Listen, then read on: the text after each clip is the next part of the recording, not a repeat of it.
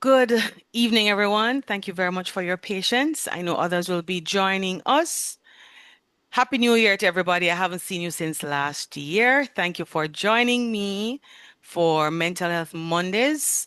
We started in 2025 and we have now moved over into 2026.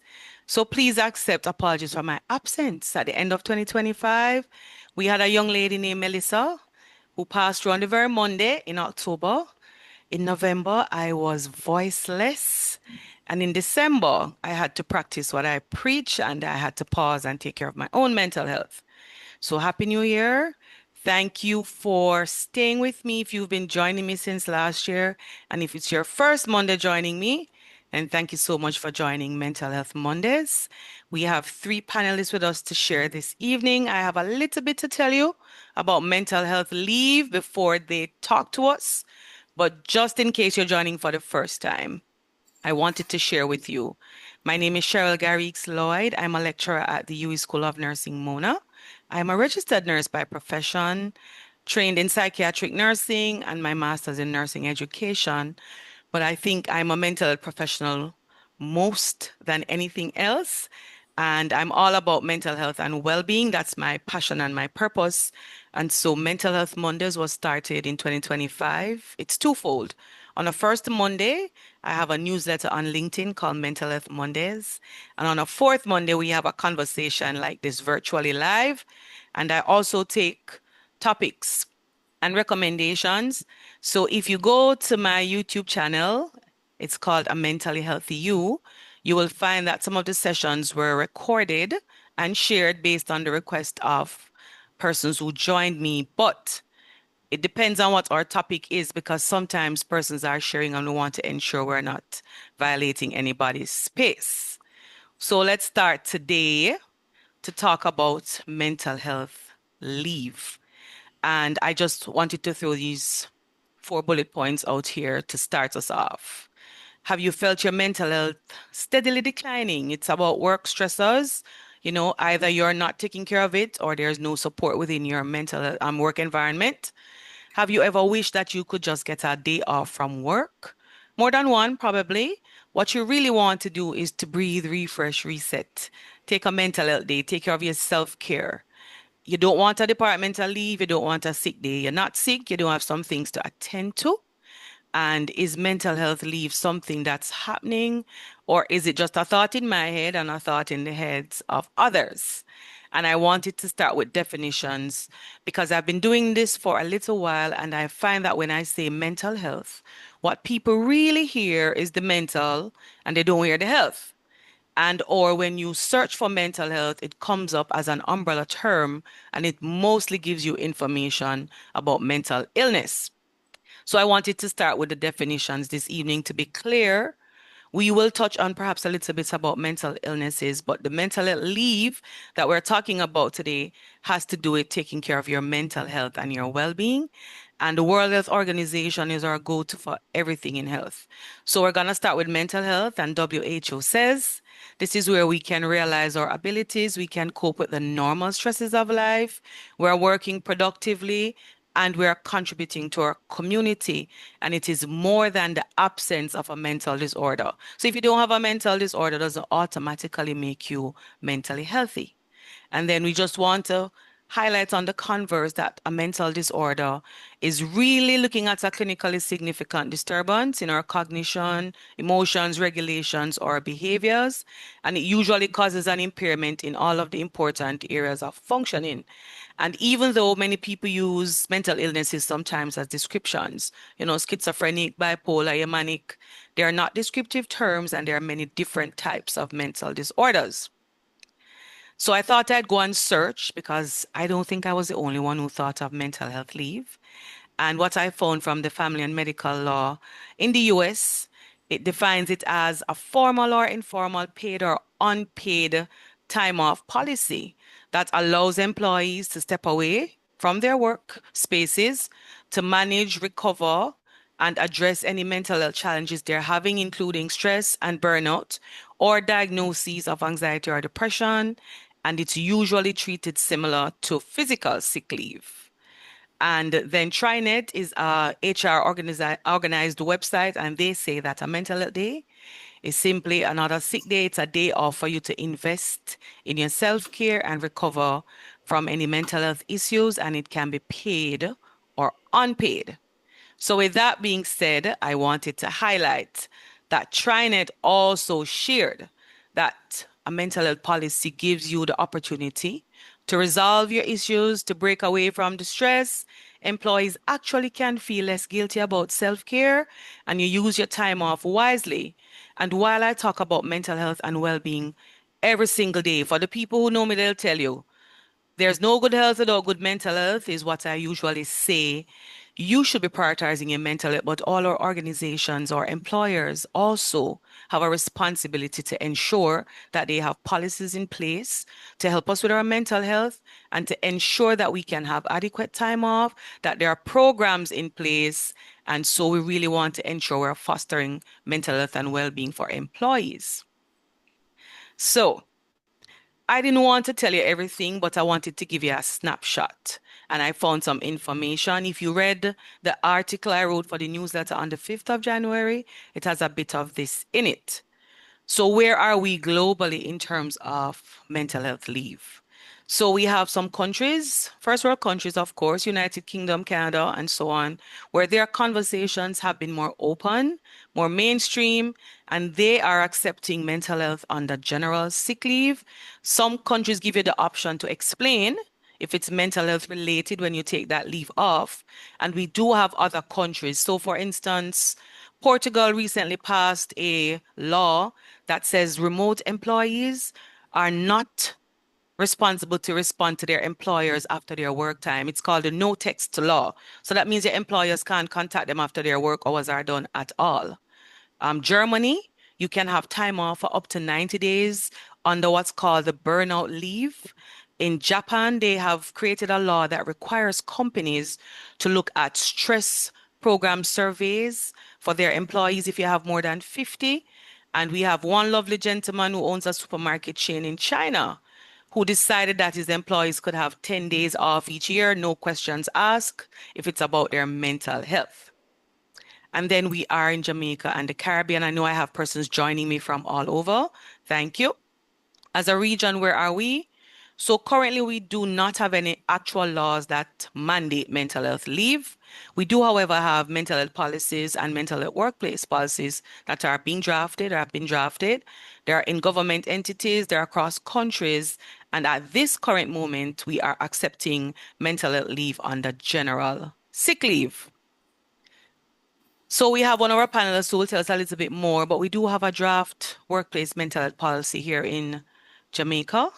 And we have corporate employers who have decided that it's good to invest in the mental health of their employees. And so some of the companies I found were Wisynco, the Jamaica National Group, and Tax Administration Jamaica. There are others. I've recently been able to partner with EOL, and I'm so happy because it's very important. So while they don't have any mental health leave specifically, they are having programs to support the mental health of their employees. So now that I've talked your ear off, I'm going to be talking to our panelists. I'm going to introduce them, and then we're going to start. They're going to share with us. I have a few questions for them. Don't worry, they were prepped, and they'll give me their honest answers. And when they have finished with their sharing based on the questions, we'll open the floor. So feel free to raise your hands at that point and you'll be acknowledged. Or if you don't want to raise your hand, type it in the chat and we'll come to it. But the point of today and any session that I usually have is for the conversation to be open, for us to walk away with some important things that we're going to apply as we move forward. So I want to introduce our panelists. Their cameras are on and they'll probably wave to you until we start. And I'm going to start with Mrs. Carol Baker Burke. Mrs. Baker Burke started her nursing training, I think Mrs. B about 40 plus years ago. I call her Mrs. B. She's Mrs. Baker Burke. She did specialization in psychiatric nursing and nursing administration.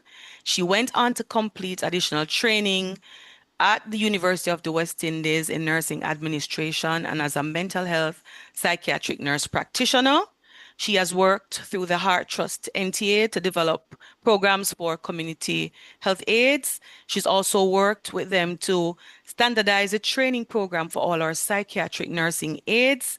She's served and been awarded by our government for over 25 years of service, and she also served previously on the Nursing Council of Jamaica, and she currently serves as the Community Mental Health Coordinator in the Ministry of Health and Wellness. Thank you for joining us, Mrs. Baker Burke. Thank you for having me. All right, there's a handsome gentleman on my screen just above Mrs. Baker Burke. His name is Mr. Samuel McDermott. And Samuel is a therapist. He has a foundation in counseling and trauma-informed care. He has a bachelor's degree in psychology and a master's degree in counseling psychology. And he's currently pursuing his doctoral studies with looking at more therapy. Sam, you're going to be helping all of us. You're going to need help. So he has a very strong strength-based approach to therapy, and he has specific training in the eye movement desensitization and reprocessing, known as the EMDR. He's also trained in the Trauma Center Trauma Sensitive Yoga, and he's also certified in the Gottman approach for couples intervention. He previously served us here in Jamaica through the Child Protection and Family Service Agency at the San Diego Park Health Center in St. Catherine, earlier at the Kingston and St. Andrew Family Court, and he knows he has to give back to academia. So he's also an adjunct lecturer at Northern Caribbean University, and he's currently serving and practicing at the Department of Counseling in the Cayman Islands. Thank you for joining us, Samuel. Happy to be here. All right, and just above Samuel on my screen, I have another handsome gentleman, Mr. Hugh Reed. He is joining us from the Jamaica National Group, so he's their representative today. They're one of the companies that we have here listed as supporting their employees. He's an experienced financial services executive and entrepreneur, track record having worked in other financial institutions and also at the National Housing Trust, has a Bachelor of Science in Economics and a Master of Science in Accounting. He's a fellow of the Chartered Association of Certified Accountants in the UK, as well as the Life Management Institute in the US. He has served on several boards and continues to serve, including the Kingston College Development Trust, St. Hugh's Prep, and Perishables Limited, where he now serves as the board chair. He's also an active Kiwanian for over 35 years. He served as a distinguished lieutenant governor, and he's also past president of the Insurance Association of Jamaica, and he's currently the managing director of the JN Life Insurance Company Limited. Thank you so much, Mr. Reed, for joining us this evening. My pleasure to be here. So my first question goes out to each of you, and it's just a simple one. What are your thoughts on mental health leave? Okay, if I might start. So, very interesting. Before you introduced it to me, I didn't think of a specific leave for mental health, but I would support it, definitely.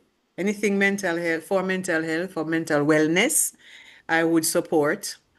However, I know that the government in particular has several different leave, which I believe that the sick leave would cover mental unwellness.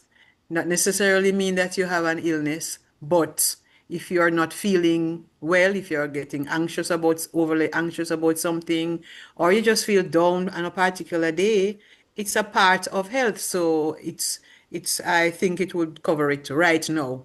But I would be part of the advocate for mental health leave in specific. All right, thank you, Mrs. B. Gentlemen? I'm definitely for it. Good evening again, everyone. Definitely for it.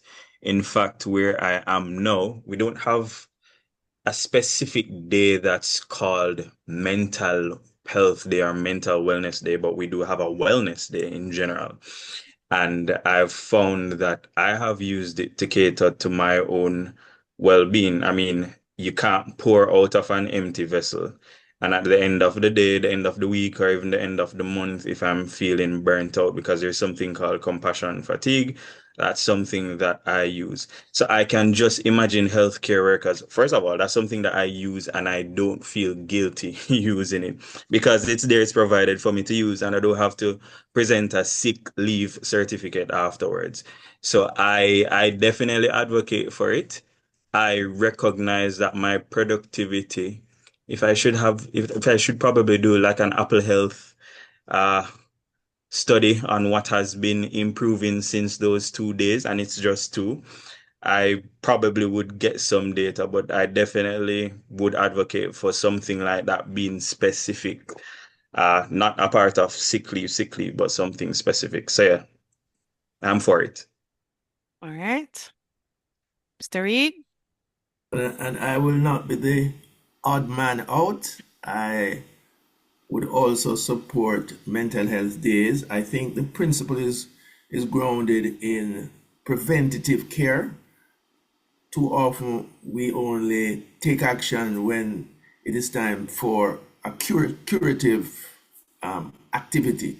And I think mental health days are preventative. Speaking for the JN group, we do not currently have mental health days. It is something that we would consider based on international trends and best practice, but we do have a plethora of leave. We have unpaid sick leave and we have unpaid leave. So to that extent, employees who feel the need currently would be in a position to take a day, albeit unpaid.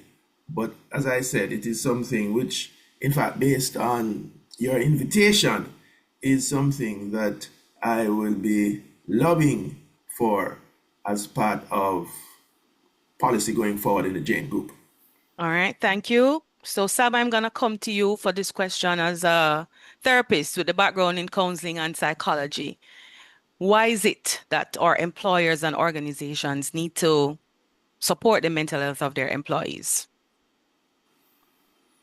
It's going to be a long-winded answer. So, If you give us the so summarized version, that best works. all right, summarized version. The short answer is you don't want a workforce that's riddled with depression, with anxiety. You don't want to just be thinking of the short-term losses to work. You don't want to think of that. You want to think of long-term gains. You want to think of a healthy workforce.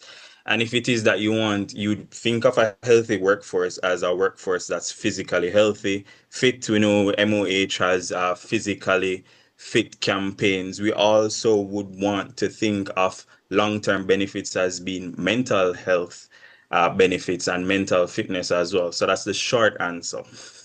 All right. So we want a workforce to the better, and you have to add some more. Tell us. All right, exactly. So come with me on a journey. All right. Imagine that you have faced some lion, some tiger, some bear in the forest. You're facing a lion, a tiger, or a bear in the forest. There's a part of your nervous system that's engaged that helps you to defend yourself. All right. So the fight or flight system is activated. So after you've fought off the bear or you've run away from the bear, that stress that your body undergoes, you go back to baseline. Now, imagine if that stress that got your heart pumping, that filled you with anxiety, that filled you with fear and dread was something that remained day after day after day. Again, come with me on the journey. Just imagine you're fighting a bear. No, you would be sick because what would happen is that you would have cortisol coursing through your blood. You would have that stress hormone that tries to shore up defenses and resources to fight against that present threat. It would be there. It would be very evident and very present. No, substitute the bear for your job. All right.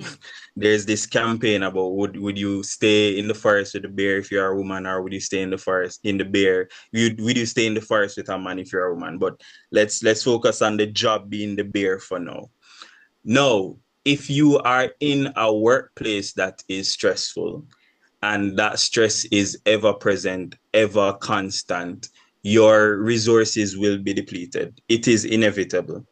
The resources that you would use to digest your food normally, that would be depleted. So you'd start to have digestion problems. The resources that you would use to, for example, sleep well, have a good night's sleep, that would be depleted as well because you'd find that you'd have restless nights.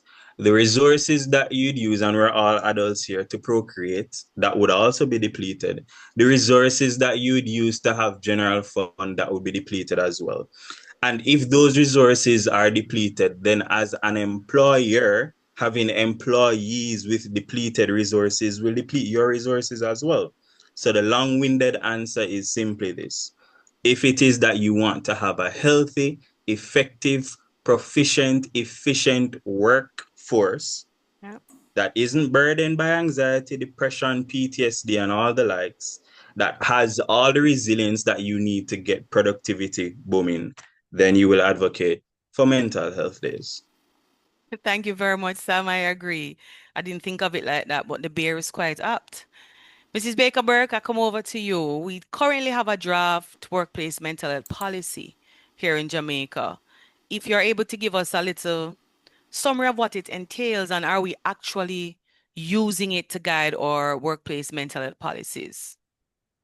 Okay, as you say, the policy is in draft.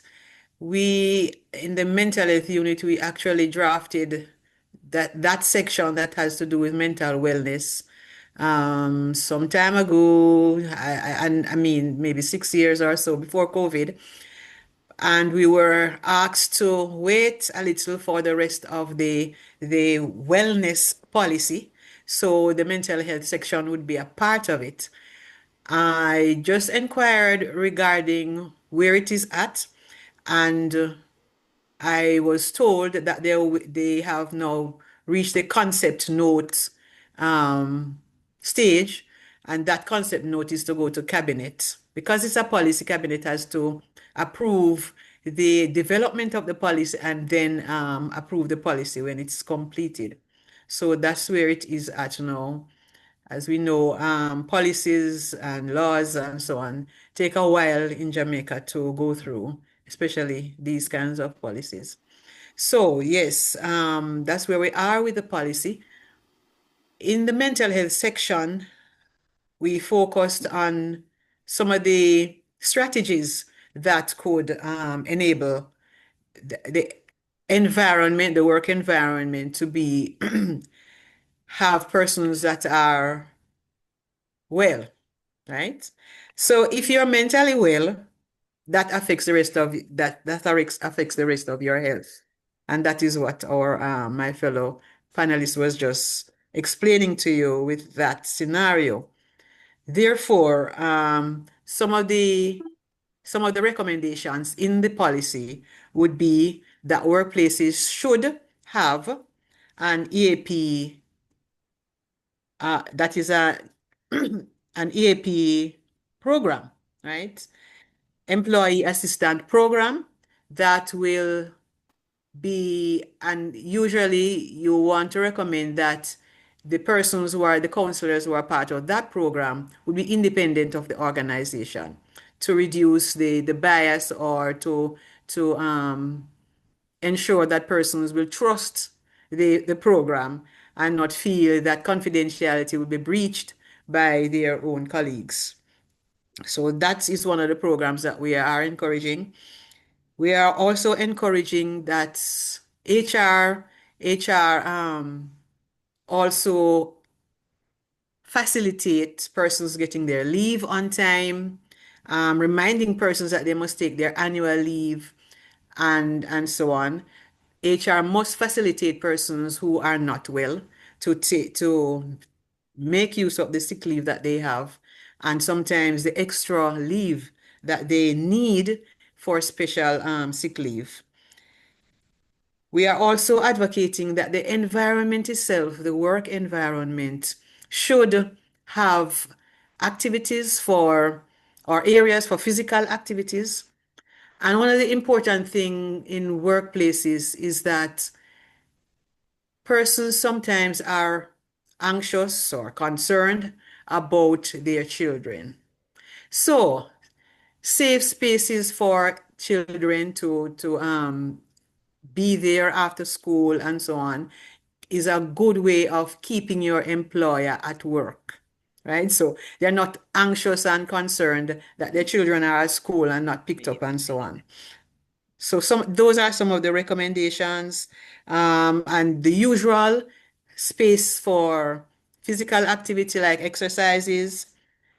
Also, frequent team building exercises would be good as well.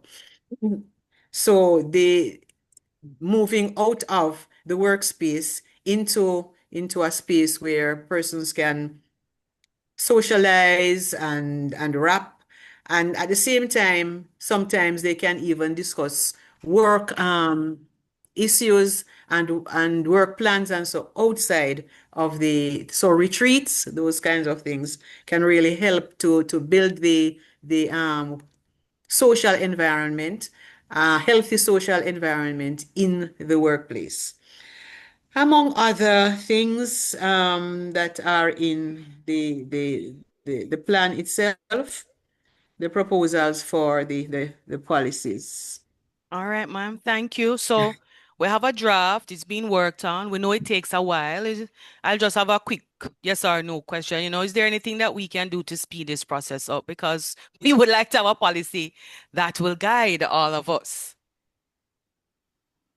Okay, well, I think if you could use even this medium to advocate for government to actually have this policy that will guide other workplaces.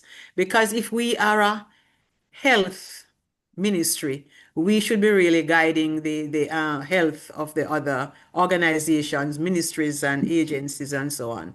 So advocacy from outside would assist using the media and using, I mean, social media, the traditional media, and so on, could really help us to, well, maybe to say to the ministry, we don't have this, we need guidance, Okay. and we need mandates. All right. Thank you. Mr. Reed, I'm over to you. I found when I looked locally, there are a few companies, and your group of companies was one of those companies. So I wanted to reach out and I asked from the group, what is it that made the JN group decide to support the mental health of their employees? And if you're able to share at least about a program or two that is offered, because I've met individuals who said they were even afforded help financially to cover counseling sessions. Yes, the JN Group likes to think of itself as an employer of choice. And, I think every entity, every ministry, every company, every organization says that they put their people first. But sometimes there's a gap between what they say and what they do. In our case, we believe that there's a famous saying, in fact, I think Peter Drucker says that culture eats strategy for breakfast. More important to your ultimate success than any strategic plan. And we believe at JN that our employees are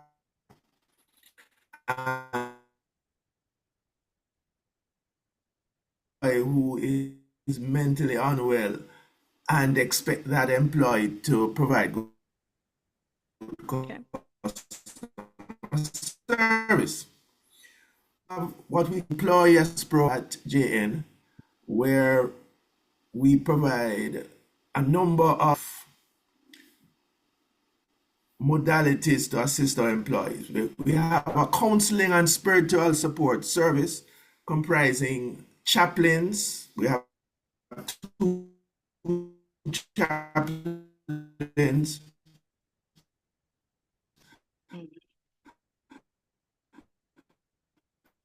And we have Monday morning devotions. We also each was entitled for this, and they can initiate that service on an anonymous basis.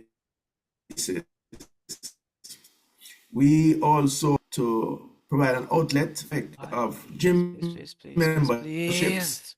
Also provide every department with a some set of funds to provide engagement activities for our employees.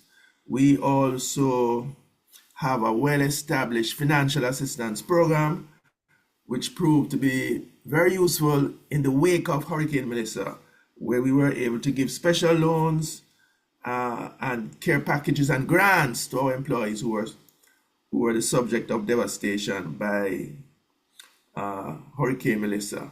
I would also say that as part of the regulation surrounding the financial services sector, companies in that sector are annual vacation leave, at least 10 days, so that they can take a break, get their batteries recharged, and we respect that policy as part of our mental health infrastructure for our employees. All right. Thank you so much, Mr. Reed. Sounds like the JN Group are exemplars. So following up on all of those programs you've listed, I just wanted to throw it out to Samuel and Mrs. Baker-Burke again. Is there anything else that they would recommend or something we could try different contextually that would help? Because I know government institutions, we may operate differently. Samuel, you're in a different country as opposed to corporate. Anything else that we want to contemplate or recommend? I know you gave some, Mrs. B, as part of the draft policy that we could utilize for our employees to ensure we're supporting their mental health. Okay, I think one of the issues that I have observed in government, because I've been in government so long, is that we need to recognize where some of the stress is coming from. So there should be maybe HR or one of the departments should be responsible for assessing the workplace, assessing the offices and the social environment. I'm thinking of many times persons are complaining about the relationships between among staff, the relationships between supervisors and supervisees, and develops a program that can intervene effectively before things get to the point where persons get burnt out and so on. I think persons enjoy their work, but a lot of the times it's the relationships in the environment that really cause a lot of the stress. And we are not recognizing the causes of burnout, a lot of the burnout in our environment. And so I don't know, somebody has to be responsible for assessing and maybe doing some research in their particular organization to detect some of the causes of burnout and stress and anxieties and so on, and the development of poor relationships at the workplace that cause a lot of problems. All right, just to jump on that, Mrs. Baker-Burke, I think those are really solid points. I specifically do know that there's a branch of psychology that deals with workplace relations, personal relations, that's industrial organizational psychology.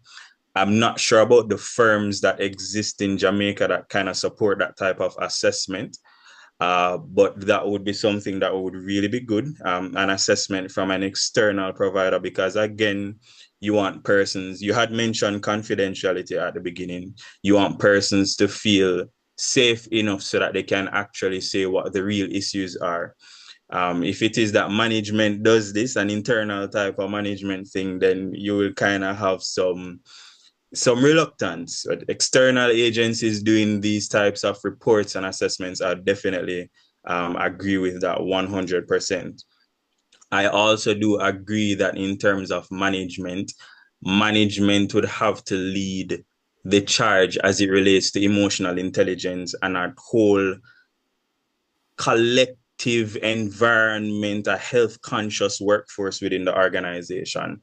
So management has to be trained to with conflict resolution, with dispute resolution.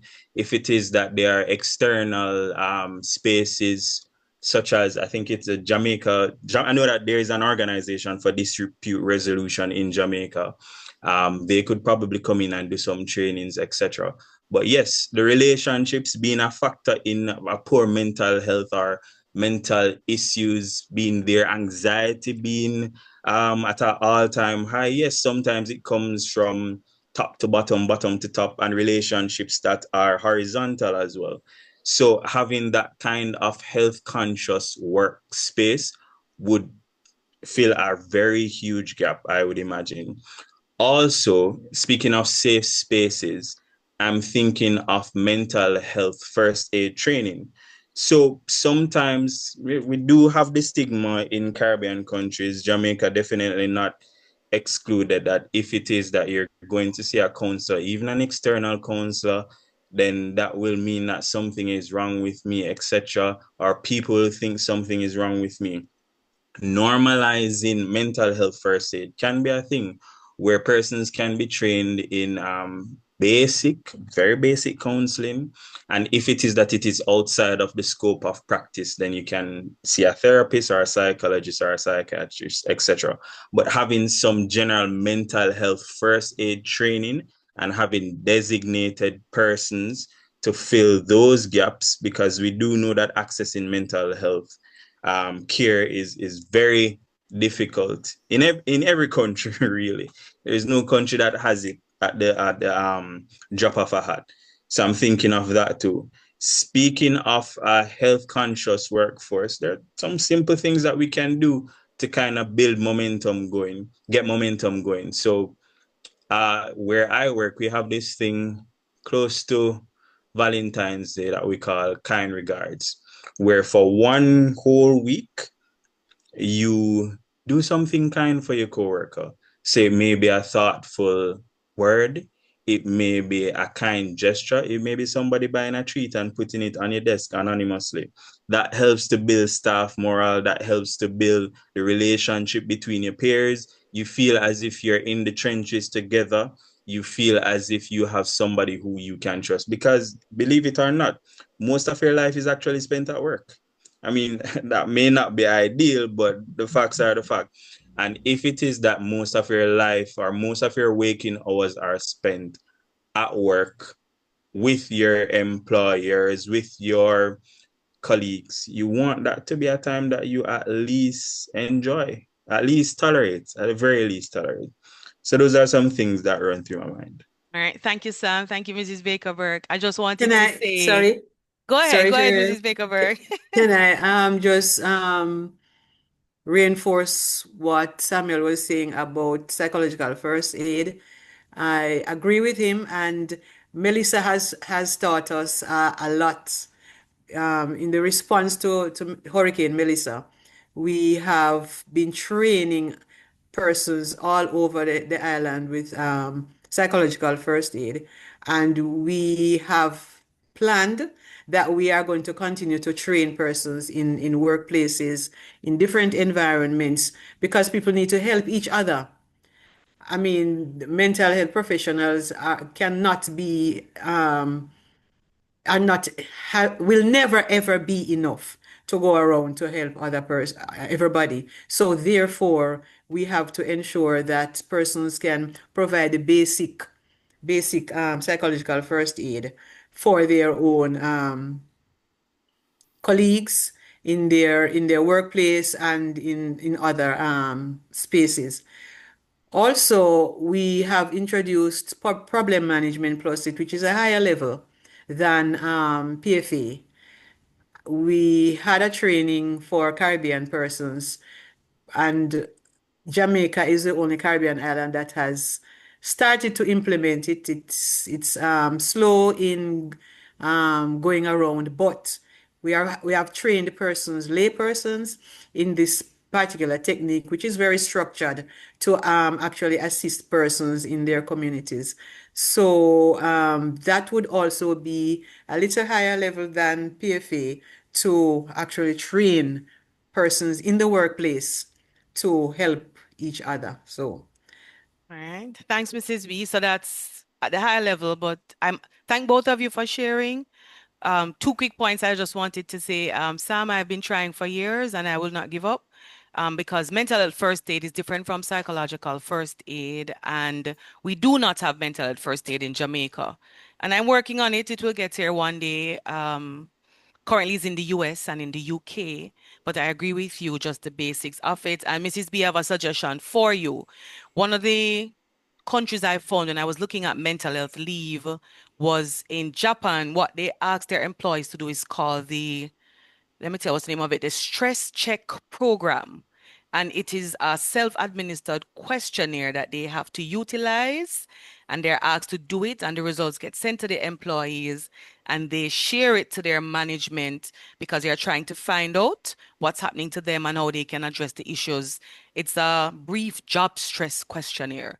So sometimes we can contextualize. We don't always have to start from scratch. So, Mr. Reed, I'll come over to you before the last set of questions.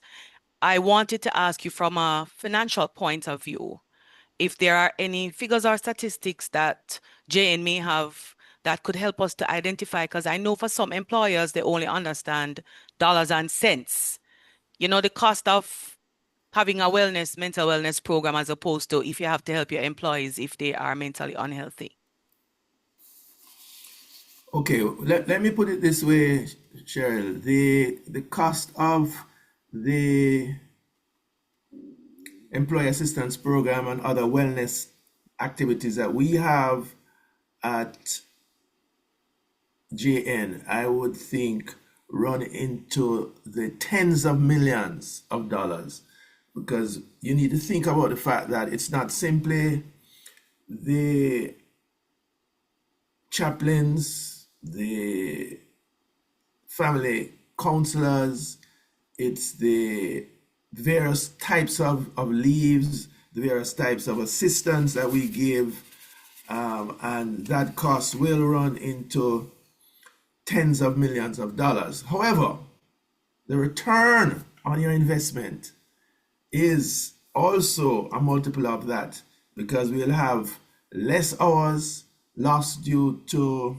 time away from work due to mental health challenges. We'll have increased productivity, and we should have a greater probability of meeting our corporate key performance indicators. So it can't simply be just looking at the cost, but looking at your return on your investment. All right. So before I open the floor for question and answers, I have a last question for each of you. So based on all the things we've discussed and the trends we've been hearing, something as simple, for instance, to me is green space. Some places don't even have green spaces. Is there a possibility that we can continue this conversation? And do we think, so I'd say, Mrs. B, from the government's point of view, not just yours, although the policy is in draft, for Samuel, you know, he's been here and he's now in the Cayman Islands, and for Mr. Reed coming from a corporate entity, is this a conversation we could continue? And is the feasibility of mental health something that we're going to be talking about for years to come, or could be something that would really be an employee benefit? You're muted, Mrs. B. you're talking about the green space? No, I'm saying, is it the feasibility of mental health leave something on the Oh, horizon, or is it just the going to leave. be conversations that we're having from a government point of view, although we have the policy in draft, why we want to open the conversations and have more persons I was just saying, is this something that we're going to be talking about? And I'll be back with you again another 10 years from now, and we don't have mental health leave as a benefit. Is something that's going to happen, or does it look like it may happen? Um, I think what I can do is introduce it and see how if it gets into the policy. Right. So we can only try. Yes, we can try. All right. I'm very available. Sam? Okay.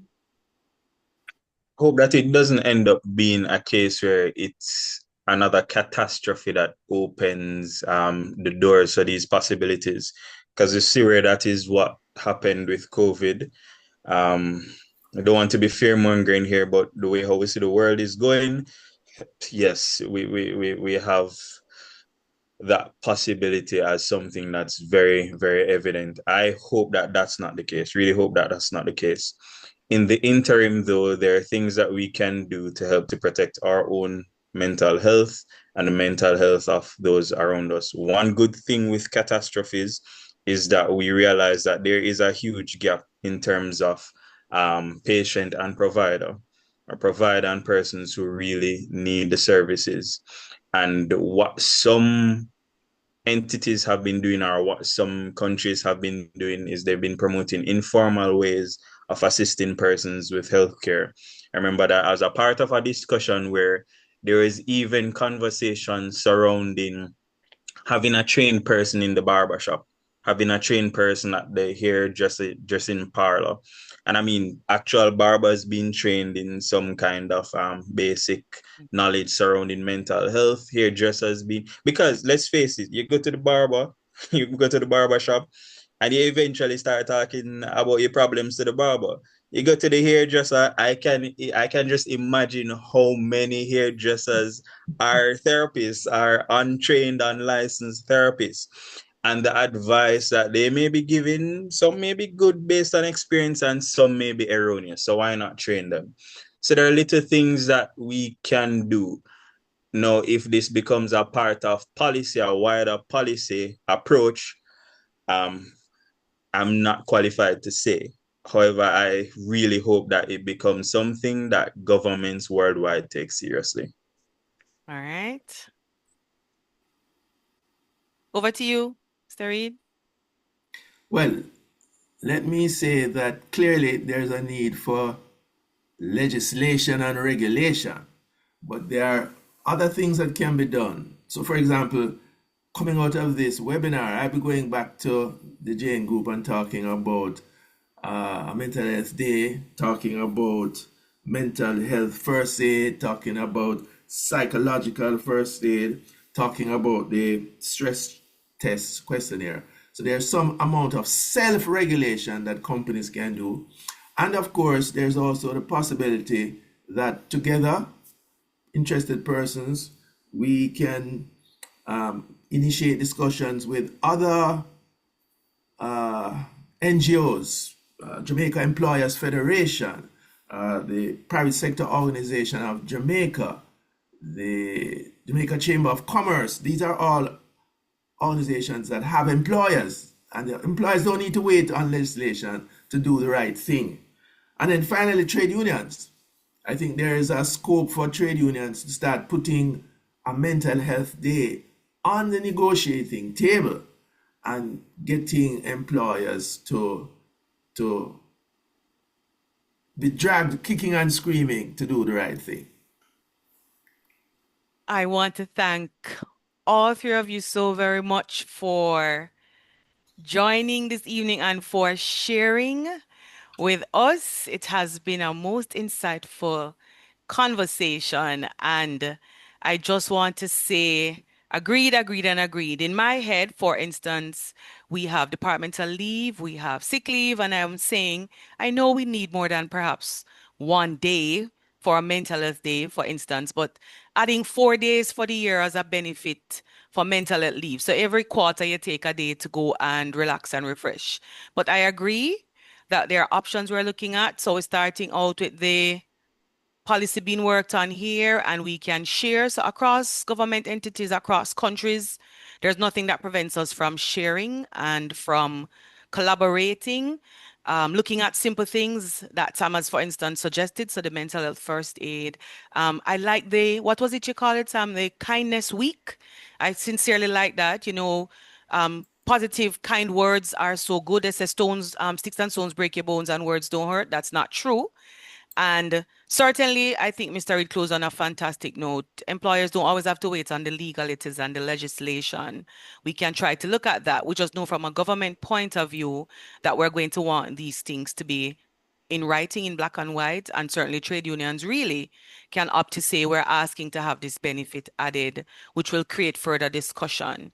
So I want to just throw it out for question and answers in case we have anybody who wants to say anything before we close off. I know we started late. I thank you for staying. And I wanted to throw this out to our audience before they had any questions or comments. Which of these can you tick? In your current place of employment, do they have mental health education and promotion sessions? Are they using any mental health self-assessment tools? Are there any relaxation spaces? Are there any mental health assistance programs? And do you have a mental health day? Because you may have opted to have some of these things. Your workplace may have created some. So the biggest question is at the end, is your workplace mental health friendly? And you don't necessarily have to answer me, but I'm just throwing that out for us to consider as we move forward.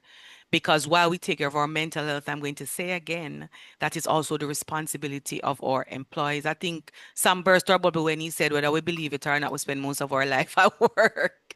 So we have to make sure we're in the right environment.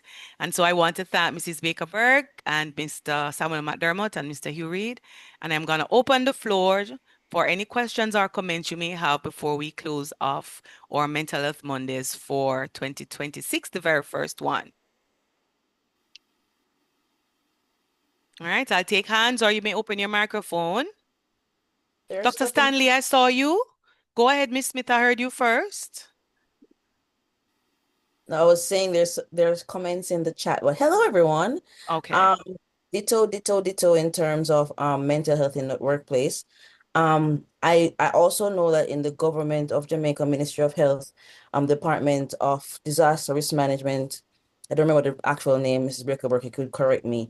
There are plans afoot to do psychological first aid for persons who have been affected, or when we are coming in contact with persons when we're helping them out after a disaster. So the government is aware of the need for mental health and psychological first aid and mental health first aid, and I just hope it comes to fruition soon, because our people certainly need it.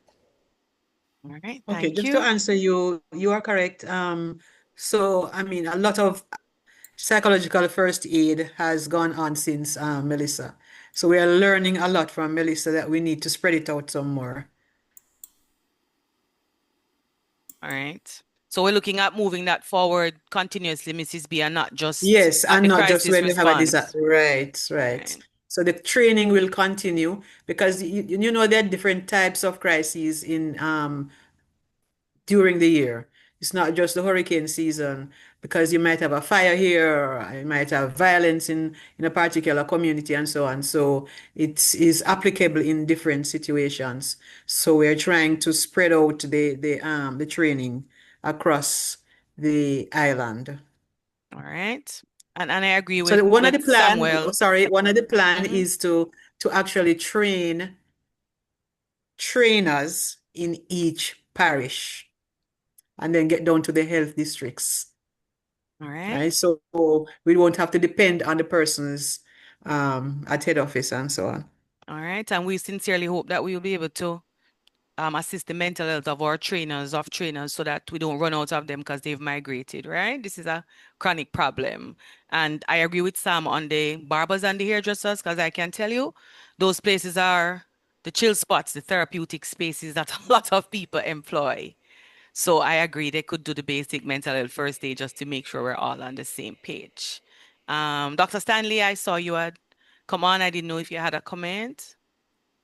Thank you so much, Mrs. Garrix-Lloyd. Can you hear me? We're hearing you. Okay, great. And good evening to my colleagues. First off, I want to congratulate Mrs. Garrix-Lloyd on this platform. It's the first I'm joining this evening, and let me tell you. Thank you for joining.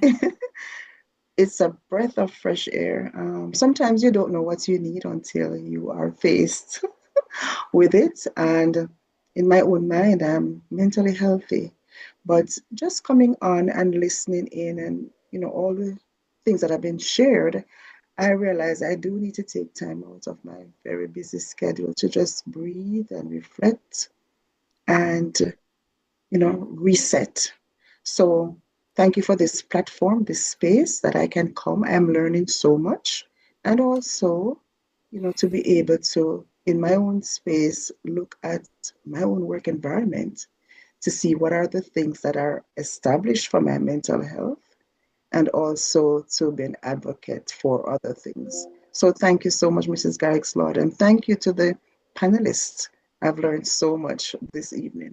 Thank you. All right. Thank you so much for joining. I'm so happy to have you. And if you're able, you want to go ahead, open your microphones. We have a few more minutes. Dr. Ramsey, I saw your comment on the green spaces. That is a serious challenge that we are having regarding even green spaces. Sometimes you want to go outside. Sometimes I've said I'm in my office and I have no clue what's happening until I actually open the door and go outside because we are so enclosed. And that's a simple thing for our mental health. I usually say, can we have some social gatherings instead of just meeting for the business of the meeting and more meetings to plan another meeting? I think sometimes that can also be very stressing. So I'm hoping that we are looking and we are all thinking, what is it that we could do individually? What could we be a part of if we don't have it in our spaces? Because it's very important to have it in our spaces. And I'm going to just wait 2 more seconds if there's anybody else, so you can see the summary on the screen. If there's another question or a comment. Anybody else? Hi, good evening, Good evening. Go right Cheryl. ahead. As usual, awesome presentation and lots and lots to learn. I'm thinking as I listen about the situation where we are constantly complaining about being short staffed. And so sometimes, even when you try to create that avenue for persons to just even take a break and go outside, I think there might be a feeling of guilt, or you feel as if, no, I really don't have this time. So I'm thinking too that we need to teach each other about the importance of balancing and taking this time. In our profession, sometimes if you take time to just have some lunch or move away from the space, it seems as if you're committing a crime. So I'm thinking that it's going to have to be like a relearning of how we operate as a nursing team in particular. Because, you're giving, and then if you stop sometimes just to be, then it seems as if you are not doing your best. So I think that too is something that we need to look into and share with, those who are new in the profession and so on. So balancing your time and recognizing that it's okay really to take some time just to be. Thank you. All right. Thank you, Madam And Vivian. may I say a few words? Go right ahead, Dr. Ramsey. Yes, I came late, but as usual, an excellent presentation from Cheryl, who has such enormous passion about mental health. What I have observed, you see, is that some people who are against any form of, say, mental health days or mental health breaks consider themselves to be tough. And so that they have, I don't know if you raised this point already, perhaps you did. So I need to apologize for coming in late. It was unavoidable.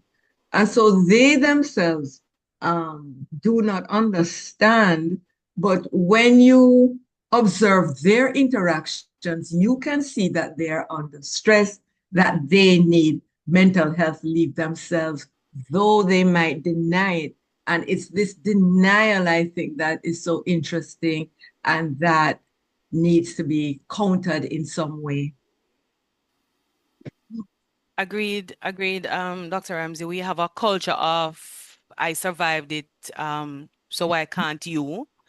And so we want to really work on closing a cycle we find ourselves in, in terms of having mentally healthy individuals with mentally healthy workspaces. I just went back to this before we close off, just in case anybody joined late missed the definition. So we just looked at a definition from the Family and Medical Legislation Association in the US, and TriNet is a HR organization online.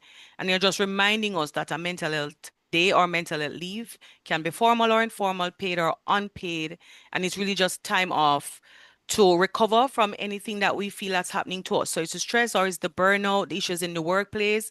It's really a matter of taking some time off to reset, to refresh, to rest, to prioritize ourselves, because sometimes one day will not do, but taking a day off that we use well means lying in bed and resting. It means maybe driving out to enjoy nature. It means going on a hike. It means reading a book. It means getting some self-care in. And it's something that takes us away from. And I give this example as I close. We charge our phones every single night to ensure we have it at 100% capacity for tomorrow. So we're asking our employers and organizations to contemplate how can they contribute to helping us to recharge, while we're also ensuring if we treat our cell phones with such priority, let's make sure we're treating ourselves with more priority than the phones. So we talked about mental health leave this evening, and I wanted to close with these. Should mental health leave be considered on its own merit, or should we leave it to be included in departmental or sick leave? It's going to be a conversation we can propose, we can advocate, but we have no guarantees, but we have to have these open conversations. Will we be a part of the open conversations and the advocacy so that the mental health of all of us can be prioritized, and we can use knowledge and we can use examples to ensure we are pressing our foot on the gas, and let's not remove it? Will each of us after today, I thank Dr. Stanley for sharing, make deliberate efforts to prioritize our mental health? Mental health is not a race, and when you get to the finish line, you are complete. It's a continuous daily journey. So we have to make sure we're doing something every single day. And if you think about it, what may be the one thing that stood out for you as a takeaway from today's session as we move forward with the conversation on whether or not we should consider having mental health leave enacted into law as a policy and something that will benefit employees as we move forward? I want to thank you, and I want to remind you of my most favorite phrase, that there's no good health without good mental health. So we don't need to have the debate about the heart and the mind and which one is more important. Overall, we have to have good mental health. How can you find me? I thank those who joined me for the first time and will come back. I thank persons like Lillian and Dr. Ramsey and Shoshona, who are always here with me. My brand is called A Mentally Healthy You. I think you can probably see it in my background. And I am on Facebook, Instagram, and YouTube as A Mentally Healthy You. So if you need me to come and do mental health education and promotion sessions, webinars, seminars, workshop, that's me. And Mental Health Mondays has a newsletter on LinkedIn on First Mondays. You don't have to be a member of LinkedIn. You can simply find the newsletter and you're able to see it. And Mental Health Mondays, the live free virtual session as we're having today, it's on fourth Mondays. And so if you're following me or you know somebody who is and they share, that's how you will find the information on how to join us. And I certainly take suggestions and recommendations on what we can talk about. I'm all about mental health. If you ask me about the illness and the disorders, I'm a psychiatric nurse. I could address those too, but my passion and my purpose are mental health and well-being. So I'll take all your suggestions. So before you go, if you didn't yet, just check the chat. I put a little survey in there I'd like you to complete for me. I want to thank you. I look forward to having you like, share, and/or subscribe. Read the newsletter, send it to somebody. Join me on the 23rd of February, and you can certainly reach out to me at any point in time through any of my social media pages. I thank you very much for staying with me, and have a wonderful rest of your evening. I will send the link out once we've posted this to my YouTube channel for anybody who may not have been able to join this evening. Thank you very much. Thank you. Bye. Thank you too. Have a wonderful evening, everybody. Bye. Take care. Bye. Thank you.